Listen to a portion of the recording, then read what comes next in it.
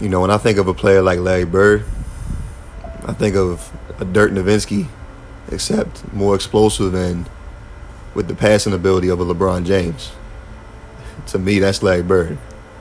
Larry Bird had everything. He could do it all.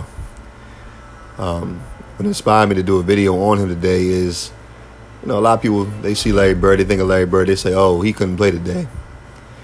So I try to find his best highlights. So, not only can I break him down, you can also see the breakdown of what he can do by watching him play. Just to see what type of player he was. He was an all-time great player, all-time great competitor. And I just wanted to make a video of him today just to show what he was able to do.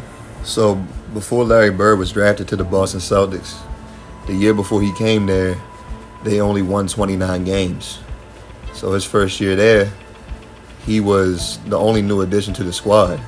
They didn't even have Kevin McHale or Robert Parrish yet, and they went from 29 games to 61 games. That's how the turnaround was his first season there. That's how immediate his impact was on the squad. He won Rookie of the Year. He led them to the Eastern Conference Finals. They lost to Philadelphia that year. By year 2, that's the year they did bring in Robert Parrish, and they drafted Kevin McHale, even though Kevin McHale wasn't a starter. He was nowhere near the all-star player he ended up becoming.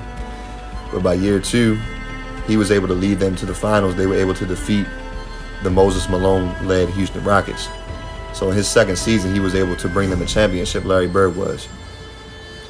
The next 2 seasons, in 82, they lost to Philly again in the conference finals. In 83, they got bounced by, if I'm not mistaken, I think it was the Milwaukee Bucks in the second round.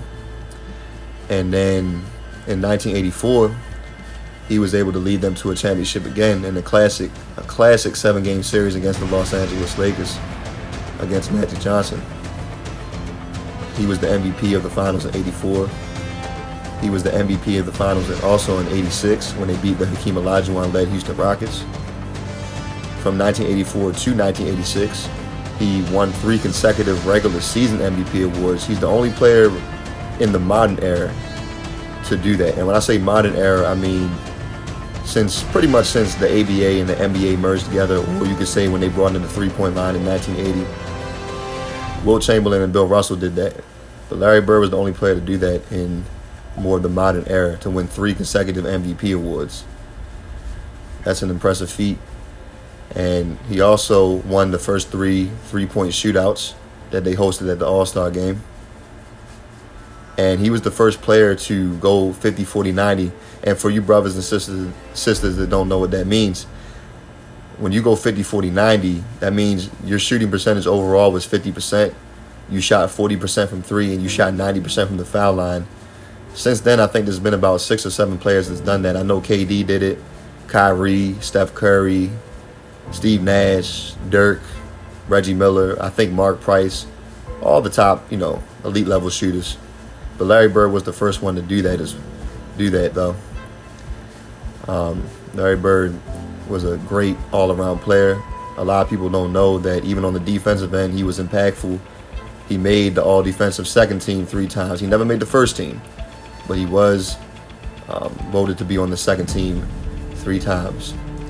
And what him and Magic Johnson did for the league in the 80s, they brought a lot of light to the NBA with their rivalry they had. And that started back in college when Larry Bird played for Indiana and Magic Johnson played for Michigan State. They faced off in the finals, the NCAA finals that year in '79, and of course Magic and Michigan State won. But that carried over into the NBA. They faced each other in the finals 3 times. Magic did beat him 2-1.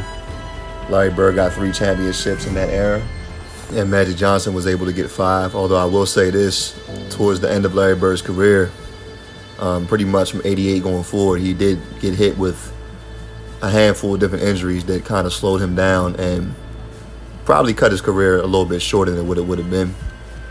But even in the time period he played really about 12, not even 12. I mean, I'll say 12 seasons. He missed an entire season altogether, but even his last 2 seasons, he missed a good portion of the season. At least like 25 games, if I'm not mistaken, in 91 and 92. But his team was in the playoffs every year.